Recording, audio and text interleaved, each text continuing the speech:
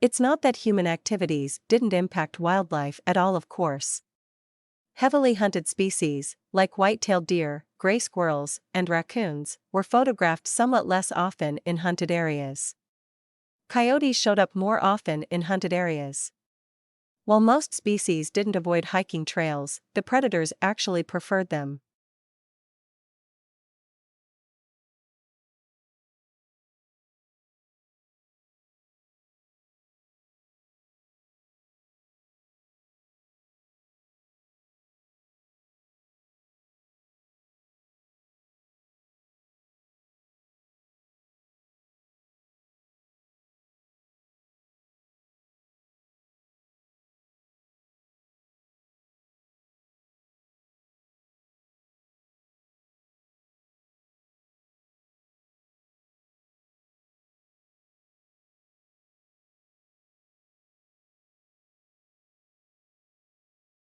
Shrimp farmers used to hold animals in nursery ponds for 30 to 60 days, now they try to move them into grow-out ponds in less than 30 days.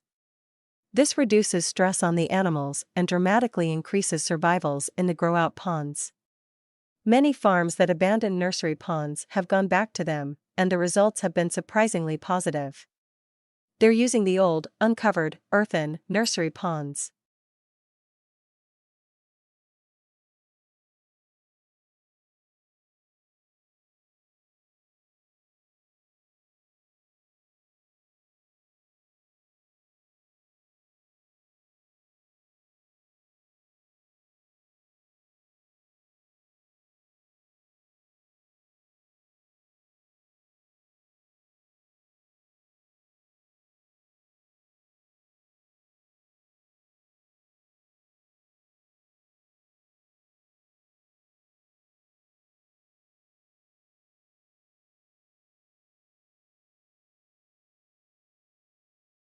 Usually, age is determined by physical characteristics, such as teeth or bones.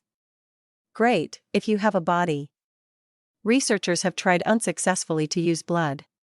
But in this study, the scientists used immune cells called T cells. T cells recognize invaders through receptors that match molecules on bacteria, viruses, even tumors. The cellular activity that produces these receptors also produces a type of circular DNA molecule as a byproduct.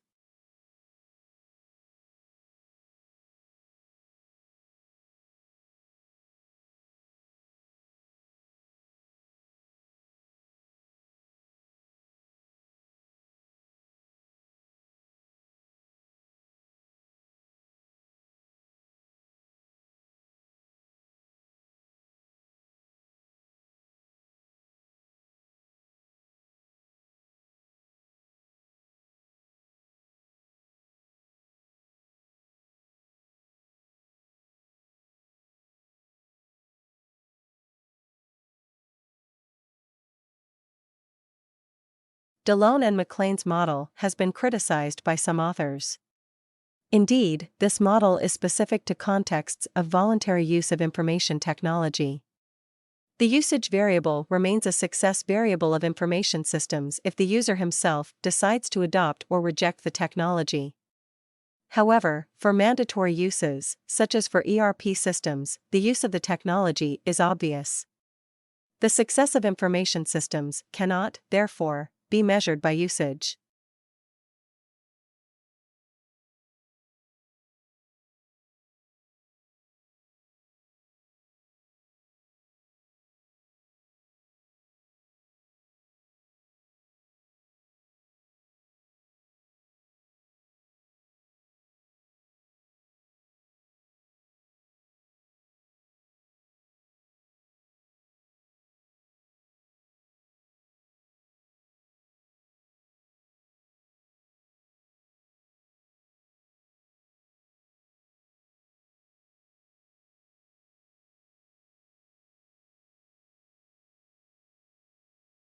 The researchers think that long-distance flyers such as the American golden plover and the white-rumped sandpiper picked up the spores while lining their nests. Then when the birds arrive in new places they molt, leaving behind the feathers and their precious cargo to start growing again at the other end of the world.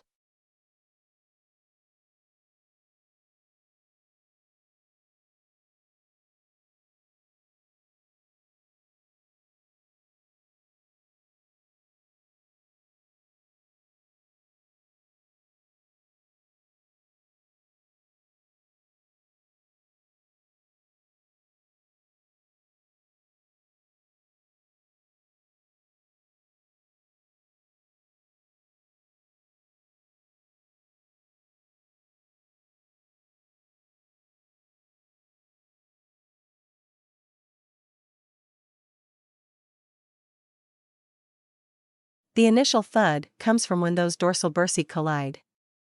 And the reverberation results from the vibrations that linger when the tissues pull apart.